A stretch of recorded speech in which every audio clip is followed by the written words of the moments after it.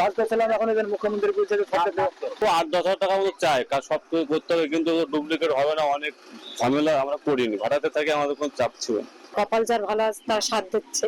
এর জন্য আমার এই ছোট ছোট বাচ্চা নিয়ে আমি এতদিন ধরে এই জায়গায় আটকে আছি। সরকার গঠনের পরই ভারতের পশ্চিমবঙ্গ রাজ্য সরকার অবৈধ অভিবাসীদের বিরুদ্ধে ডিটেক্ট, ডিলিট অ্যান্ড ডিপোর্ট এই নীতি গ্রহণ করেছে। সরকারের দাবি, রাজ্যে বেআইনিভাবে অবস্থানকারী বিদেশি নাগরিকদের চিহ্নিত করে আইন অনুযায়ী ব্যবস্থা নেওয়া হবে। ভাস্কর সর্দারের পাঠানো তথ্য ছবি নিয়ে থাকছে ডেস্ক রিপোর্ট। পশ্চিমবঙ্গে নতুন রাজ্য সরকার দায়িত্ব নেয়ার পরপরই বিভিন্ন এলাকায় যাচাই বাছাই ও অভিযান জোরদার করেছে।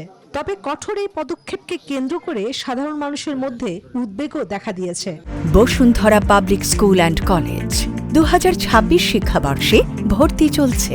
কাজ পেয়েছিলাম, এখন এদের মুখ্যমন্ত্রী বলছে যে থাকতে তো 8-10 হাজার টাকা মতো চাই, কাজ সব কিছু করতে হবে, কিন্তু ডুপ্লিকেট হবে না। অনেক ঝামেলা আমরা করিনি, ভাড়াতে থাকি, আমাদের কোনো চাপ ছিল না। কপাল যার ভালো আছে তার সাথ দিচ্ছে।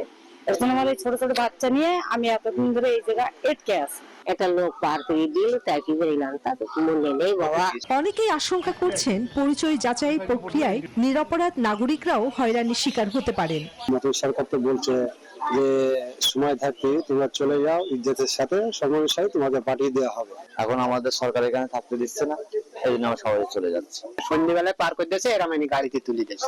এখন আমাদের বলছেন তোমাদের ওই দেশে যাও চলি, তাই আমরা চলে যাচ্ছি। ডিটেনশন সেন্টার বা আটক কেন্দ্রে নেওয়ার সংখ্যায় অনেক মানুষ, বিশেষ করে সীমান্তবর্তী ও অভিবাসী অধ্যুষিত এলাকাগুলোতে উদ্বেগ বেশি লক্ষ্য করা যাচ্ছে। Desk report, news 24।